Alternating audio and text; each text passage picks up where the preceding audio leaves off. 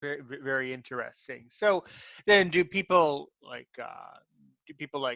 come to you for like these like sessions for like an hour, 30 minutes, 50 minutes? How do you work with your clients basically?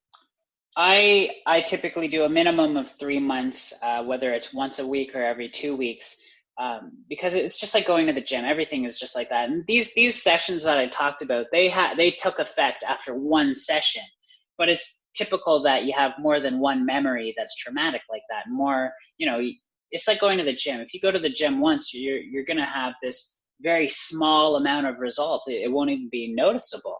But if you go to the gym for 3 months, 6 months, a year, you're going to have massive results. So I like to get people's commitments to at least 90 days of a program.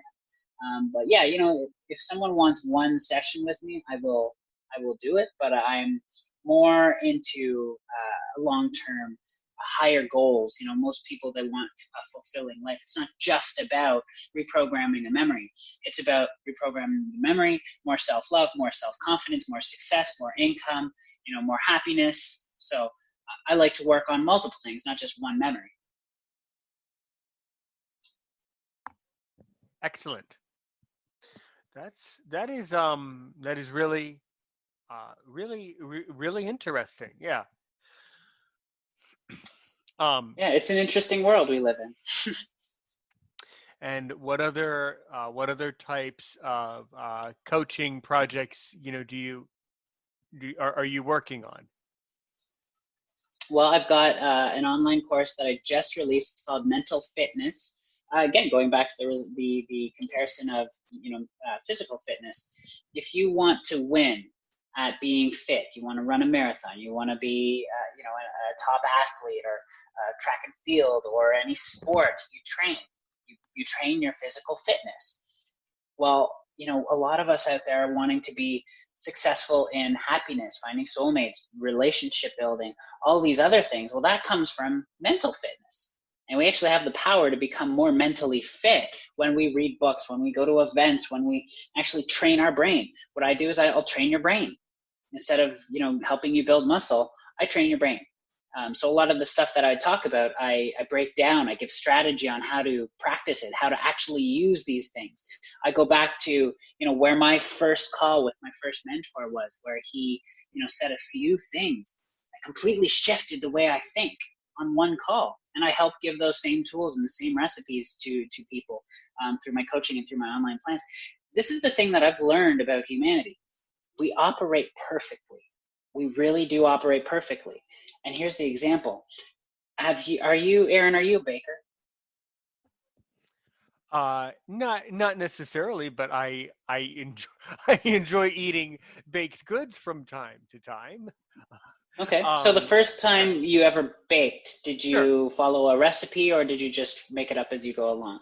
I would have followed a recipe, And did and you it was have and success it was following that recipe? probably because I was a little kid, and it was probably like like chocolate chip cookies or something. But yes, there Yeah. was a recipe. Right. But you did create chocolate chip cookies, right? Correct. Because you had a recipe. If you didn't have that recipe and you tried just throwing and slamming ingredients together, do you think you would have had chocolate chip cookies? No, or they might have been too sweet or too salty or too Right. something. Right. Right. But you operate perfectly. You followed a recipe and you got the same result as anyone else who would follow that recipe and operate perfectly within it. We operate perfectly, but if we don't have the right recipe or the right strategy, then it's just trial and error. You got to try and try again. Some of us get stuck trying the same thing over and over, which is the definition of insanity. But we do operate perfectly. But if we're given a recipe or given a strategy, then we can have the same results as the person who figured it out. And that's the problem. A lot of us are just operating without the right recipe.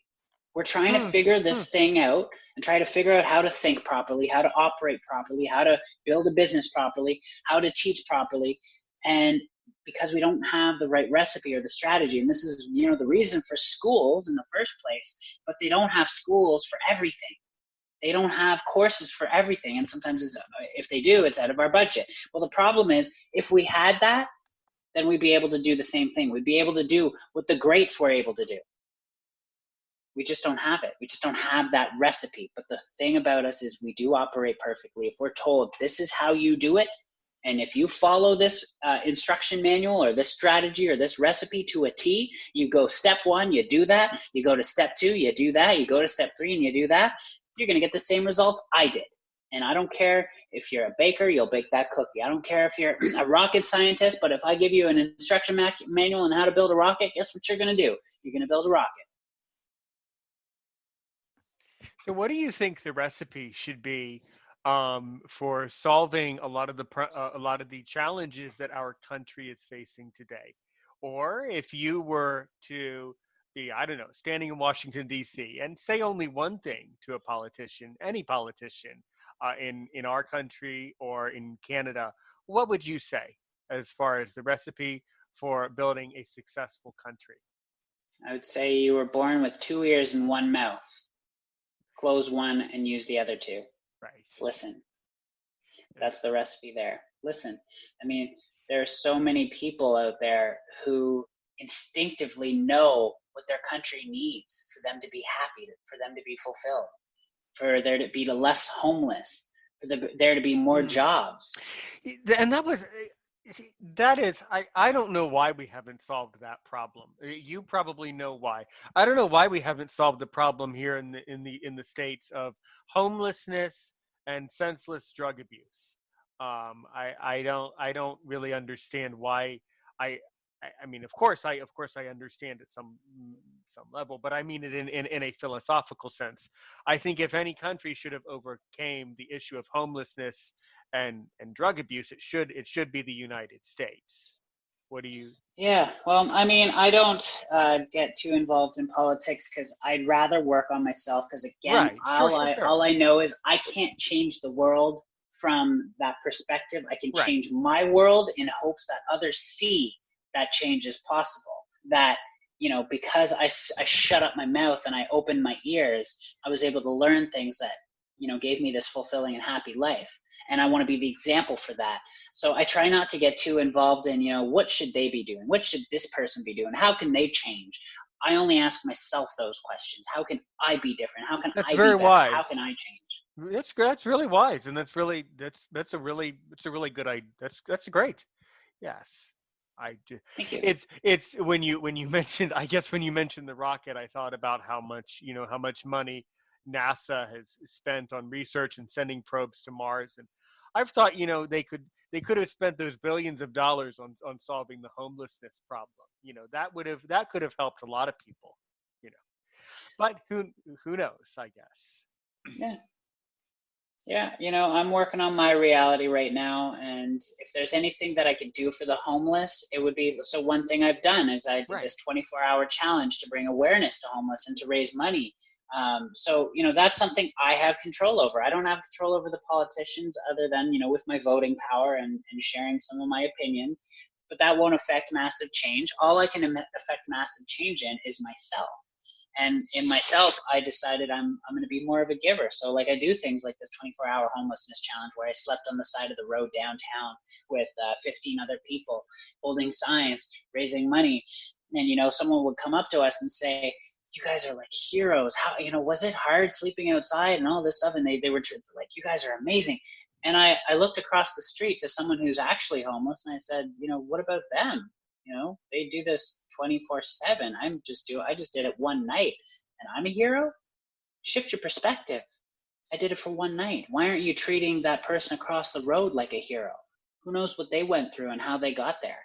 So, I improve myself by putting myself in a position of, if I want to help the homeless, well, let's see what they go through. Let's see how I can actually help them instead of telling the politicians to do it.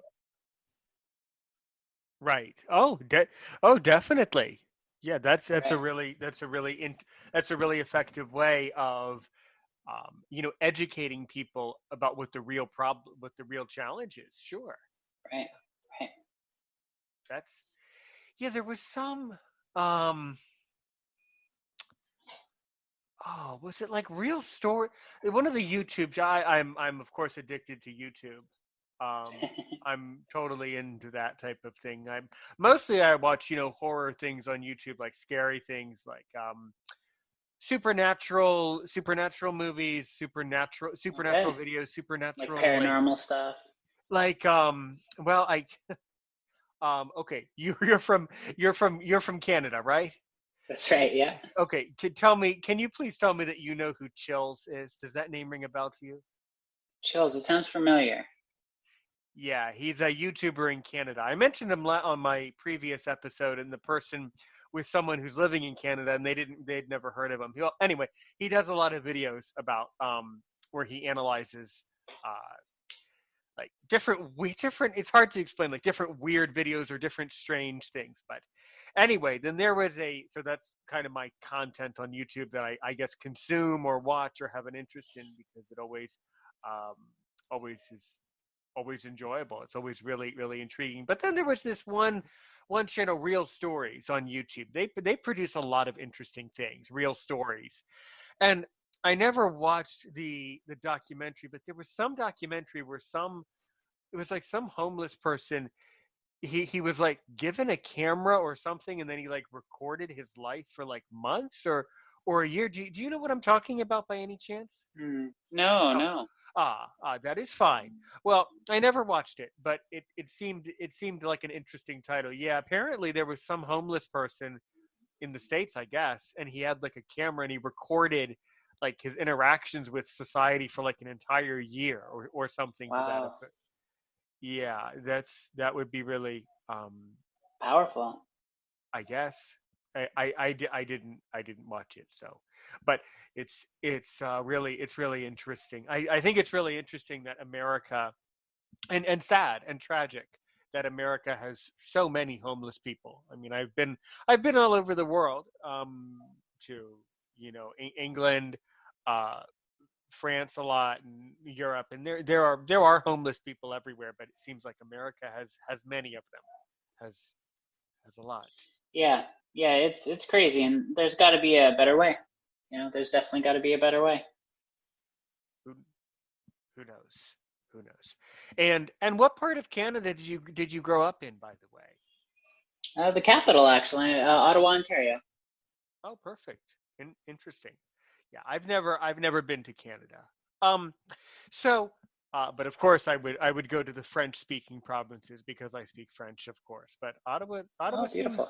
Ottawa seems like a nice place. Yeah.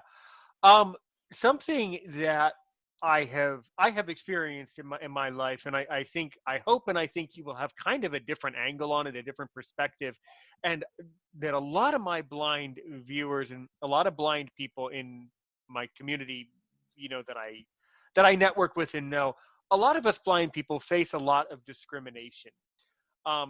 What is your because you have really illustrated in tonight's episode the importance of not basically don't spend your energy worrying about someone else, just spend your energy improving yourself. So Right. then is there ever or do you have any opinion about how to appropriately deal with discriminatory behavior, whether it's in a workplace, in a school setting? And the reason I'm asking is that hopefully you will give a different opinion from mine, but also for me to just tell you point blank that blind people, just like many people, are, in my opinion, profoundly discriminated against these Hmm. days. What do you think about that? Yeah. Well, I'll compare it to my situation where people discriminated me for being transgender. I I didn't allow what they were telling me or doing or putting me down to make me want to hide. I didn't allow it to make me agree with them and say, you know what? Yeah, you're right. I'm not good enough. I shouldn't be here. I can't do what you're telling me I can't do. I did the opposite. I showed them that I'm here. Let watch me. Watch me do what you think I can't do. Watch me exist where you think I don't belong. Their power only comes from their belief that you care about their opinion. You take away that power if you don't care about their opinion and you value your own more than you value theirs. Without doubt, Would be that my is simple answer.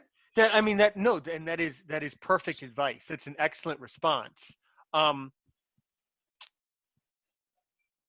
however, and on top of that, I get so